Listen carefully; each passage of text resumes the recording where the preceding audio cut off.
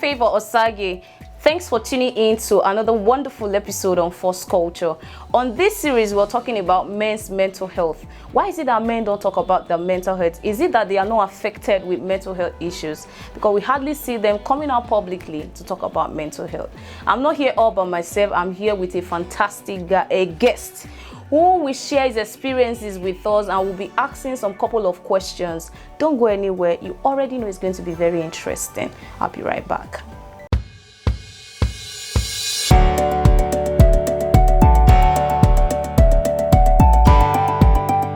Welcome back, everyone. Like I said before, I'm not here all by myself. I'm here with a very wonderful guest who is going to be talking to us about men's mental health, sharing his personal experience. So receive with me the delightful Mr. Isaac Ekeno. Yay! So welcome to Force Culture. Thank you very much. Thank you for having me. Thank you, sir. The pleasure is ours. Yeah. So please, we need to know you. I know who you are, Okay. but there's a lot of my viewers who don't know who you are. A quick introduction about yourself. Oh, well, but the truth is, I'm a man of many parts. So when you ask me to do a quick introduction of myself, then Favor, you are trying to box me. You're trying to box me already. But of course, we'll just keep it simple. My name is Isaac Ekeno Solomon.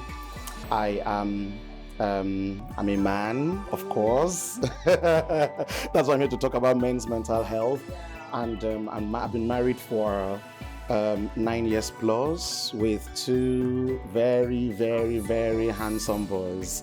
I call them my two nations. Wonderful. Yeah. So it's so wonderful to have you here on Force Culture. Thank you. So glad. And talking about men's mental health. Yeah. You know, when we were talking about this topic, here in Nigeria now, there's a lot of men who are affected by mental health. And then we have this stereotype. They don't come out to talk about their mental health.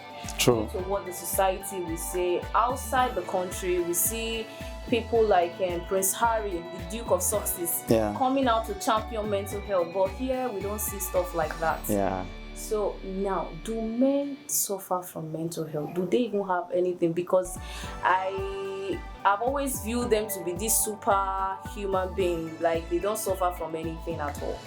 Oh, well, yeah, you just said it. You've always viewed men to be superhuman beings who don't suffer from anything, and that is an issue.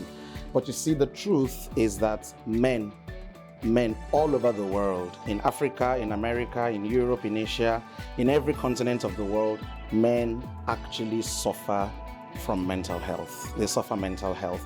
And I tell you what, in many cases, you have men suffer mental health even more than women. Yes, statistically in the world, the rate of suicide committed by men is higher than those of women.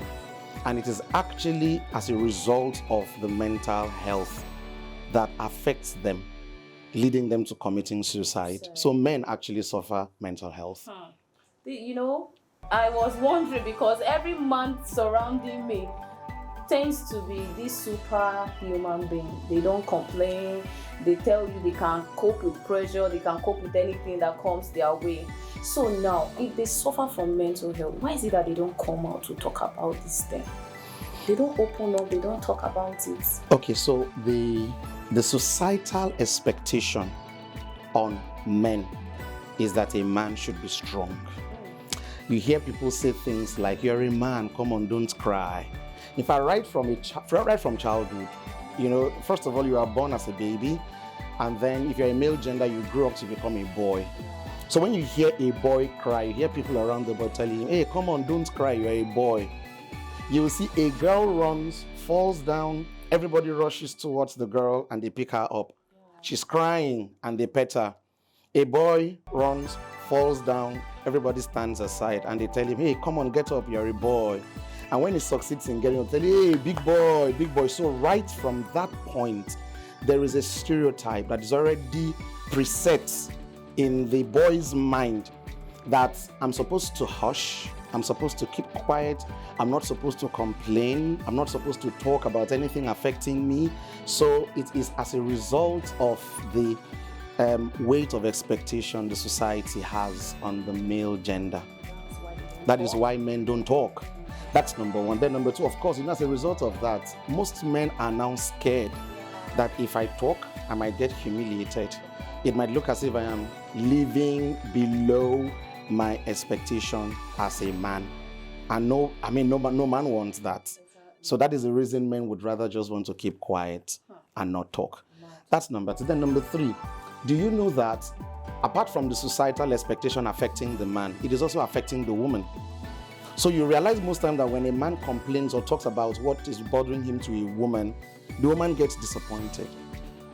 Yes, in most cases. I'm not expecting this. Thank you. Why you complain? After all, you're a man. You should be able to take care of that. You see, in a work environment, there is problem. When there is a problem, they look for the men because they believe they are the ones that have the capacity to take care of it. And when they fail at taking care of it, then they are labeled. So men want to run away from that labeling, from that label. And as a result of that, they would just keep quiet and not talk. Meanwhile, they are dying inside. So there are a couple of factors responsible for particularly African man not wanting to speak up. That's the next part I'm going into. Let me even narrow it down to Nigerian men. Sure. Because thank God for the resilient spirit of the Nigerian people. That all of them, struggling, everybody just bottle up everything. So how do we get there? Nigerian men has this ego. I know Africa, the men gender in general have ego, but Nigerian man have this ego. Yes. So how do we get them to start talking about mental health? Because the suicidal rate of men in Nigeria is getting high by the day. Sure. I just saw a guy was trying to jump off the lagoon, that's the Tall Mainland Bridge, Sure. this week. Sure. So how do we get them to come out, talk about mental health, that you're free?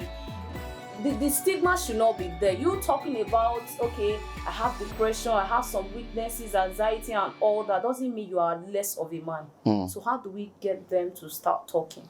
Okay, so it is not a one drug cures it all situation. If you want to solve a problem, you have to first of all go into finding the root cause of the problem. If you do not identify the root cause and deal with it from the roots, then you'll be dealing with the symptoms.